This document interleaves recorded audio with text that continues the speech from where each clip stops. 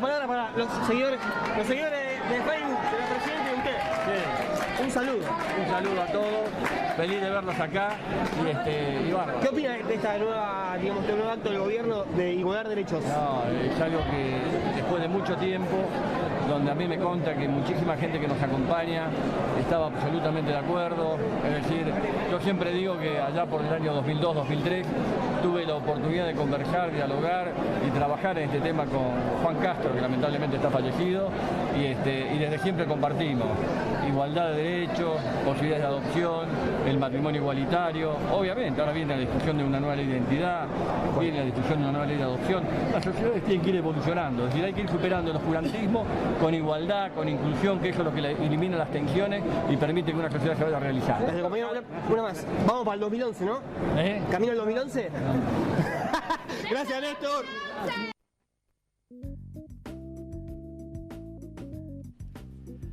Qué lindo recordarlo a Néstor, ¿no? En un momento tan particular de la historia argentina y a 10 años de esa lucha que, si bien es una lucha que los colectivos de la diversidad tuvieron durante muchos años antes de la llegada de Néstor, fue Néstor la que hizo de eso una reivindicación efectiva desde la política. Sí, ¿no? Y esa anécdota folclórica que cuenta que Néstor voto a voto lo fue consiguiendo, ¿no? Fue hablando con todos los diputados, con todos los senadores para que... Además, cuando muchos daban el acta de defunción al kirchnerismo, porque fue después de la tan disputada resolución 125. Se acuerda, sí, bueno.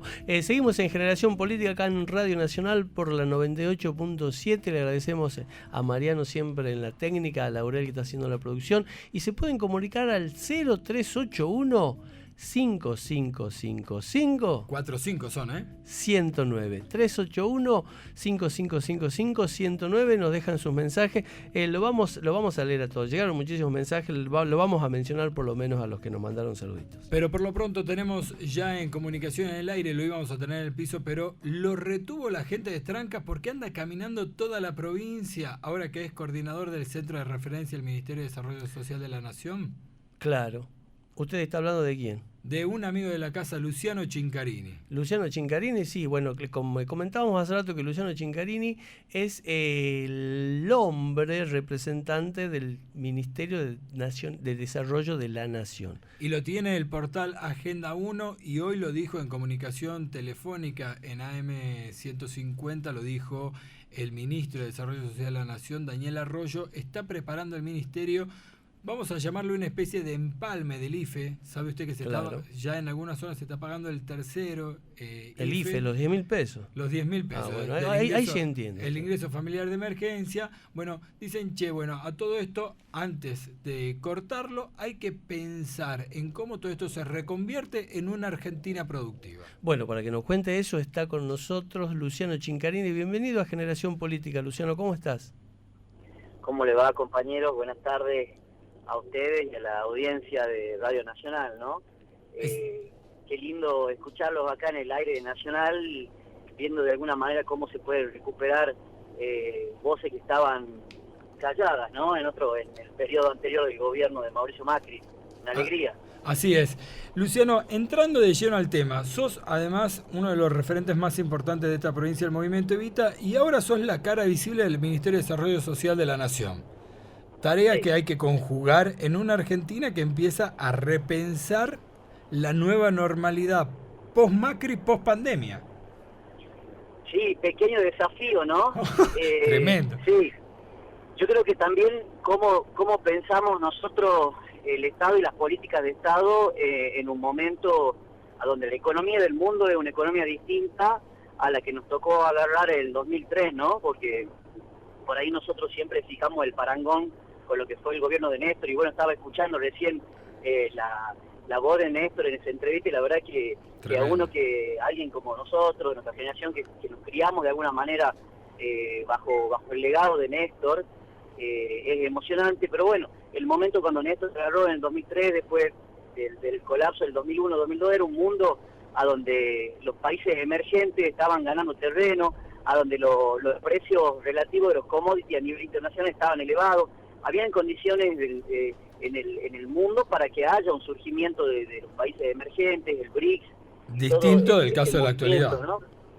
y bueno, y hoy tenemos un mundo que es muy distinto, porque es un mundo que está en contracción su economía, a donde las economías centrales están siendo cada día más proteccionistas, y la verdad que la tenemos difícil porque venimos arrastrando también un problema grande de condicionamiento, que es la deuda externa que tenemos los argentinos, que nos legó Mauricio Macri, ¿no?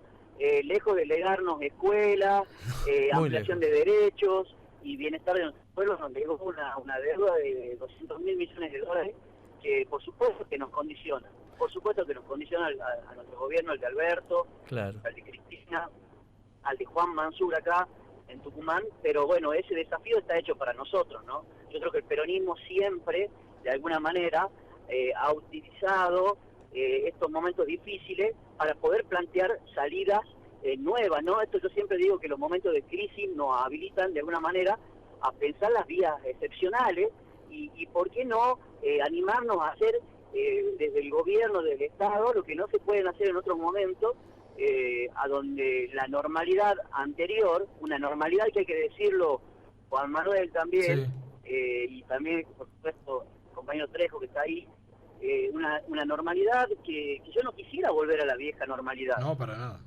Porque era también una normalidad muy dolorosa, ¿no? Hoy hablamos de que salimos probablemente de la pandemia con un 60% de pobreza en nuestro país, números que son terribles porque no son números, ¿no? Son chicos que andan descalzos, son niños que se van a dormir a la noche con la pancita vacía, son personas que cuando llueve o cuando hay una tormenta tienen que sacar el techo para que las chapas no les salgan volando, gente que está angustiada, realmente angustiada porque no tienen trabajo, mujeres que sufren no solamente la violencia económica de este momento, sino también la violencia de género, un montón de situaciones que está viviendo nuestro pueblo de sufrimiento, pero hoy tenemos una esperanza, que tenemos un gobierno que en definitiva, en el momento de la resolución de los conflictos, se para siempre del lado de los más débiles. Entonces eso a nosotros nos otorga hoy una ventaja con respecto a lo que nos antecedieron, que cada vez que había algún nivel de conflicto siempre se resolvía en favor de los poderosos. Luciano, discúlpame que te interrumpa. Y en este marco de situación entiendo yo que hay una propuesta concreta hecha desde, en este caso, el Movimiento Evita. Te voy a correr del lugar institucional que ocupás, porque hay una propuesta concreta para repensar la Argentina en lo que se viene. Sí, así es. Es una propuesta que excede largamente al Movimiento Evita. Está acompañada por más de 100 organizaciones sociales, sindicatos, que planteamos que es necesario no una refundación del país, porque creemos que hoy estamos varios escalones arriba de lo que estuvimos en los momentos cúspides del neoliberalismo. Claro, en el 2001.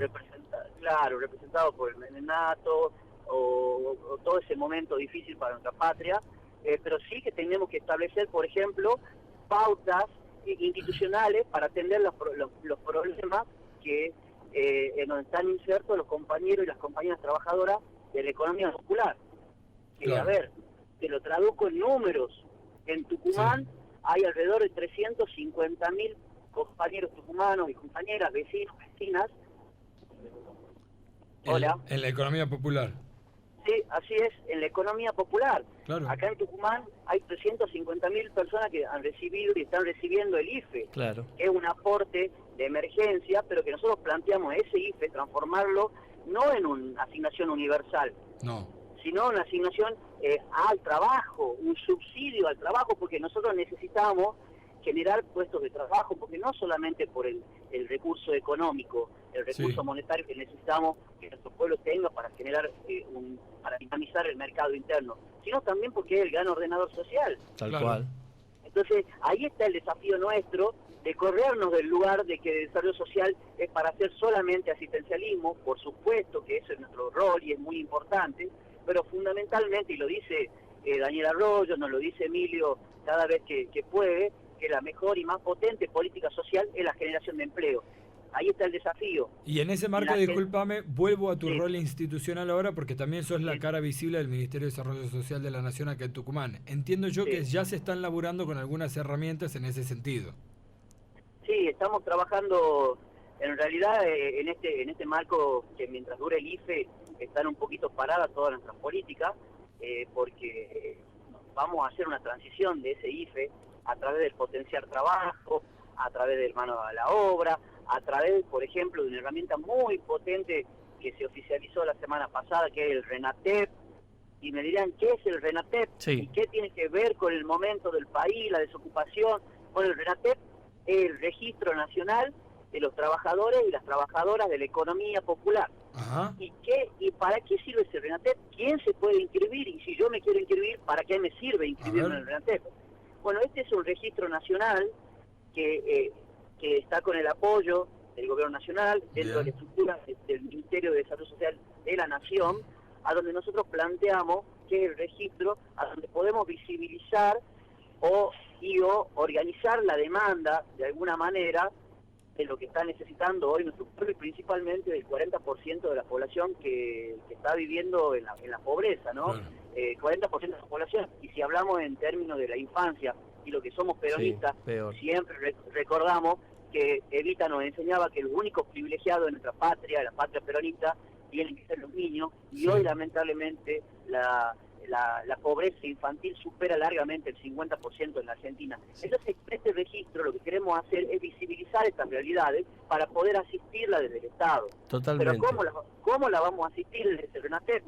Y queremos, por ejemplo, que tengan protección social, queremos que tengan una obra social, Claro. que la persona que se gana la vida cuidando un coche, cuidando un auto en el centro, o tal vez juntando, siendo recolectores de cartón, que les llaman los cartoneros, que nosotros también los llamamos recuperadores urbanos, puedan tener una obra social.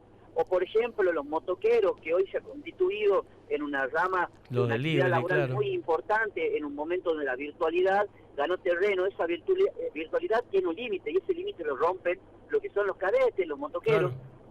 Y hoy, por ejemplo, no tienen acceso a la renovación de sus vehículos, o no tienen acceso a medios de protección, por ejemplo, como un casco o otras medidas de seguridad. Entonces la idea es que a partir de este registro poder visibilizar a estas ramas de trabajadores y trabajadoras de la economía popular y poder asistirlo con créditos blandos, con subsidios, con la obra social.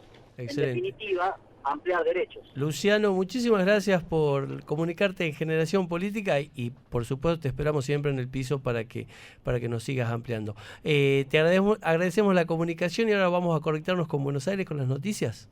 Muy bien, saludos a toda la audiencia. Hasta luego, Luciano, muchísimas gracias. Chao, muchas gracias. Santa Fe anunció medidas para combatir los incendios en las islas entrerrianas.